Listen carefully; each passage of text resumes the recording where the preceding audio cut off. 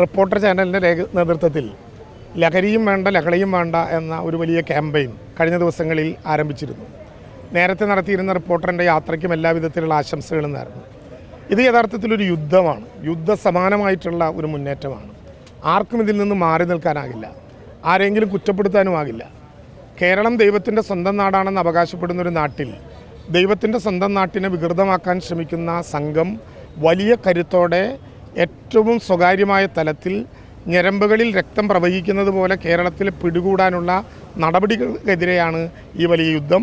അതിൽ റിപ്പോർട്ടറിൻ്റെ പങ്കിനെ പ്രത്യേകമായിട്ട് അഭിനന്ദിക്കുന്നു. ലഹളയും വേണ്ട ലഹരിയും വേണ്ട, അതൊരു ശ്രദ്ധേയമായ ക്യാപ്ഷനാണ്. യുദ്ധത്തിനെതിരായി ഈ കേരളത്തിൻ്റെ വിവിധങ്ങളായ തലങ്ങളിൽ മാനസിക അസ്വാസ്ഥ്യം സൃഷ്ടിക്കുന്ന, കലാപം സൃഷ്ടിക്കുന്ന, ചോര പൊടിയുന്ന നടപടികൾ ലഹരിയുടെ ഭാഗമാണെന്ന തിരിച്ചറിവോടെ ജീവിതമാണ് ലഹരി എന്ന വലിയ സന്ദേശം ഏറ്റെടുക്കാൻ കഴിയണം. റിപ്പോർട്ടറിൻ്റെ യാത്രയ്ക്കെല്ലാം അഭിനന്ദനങ്ങൾ.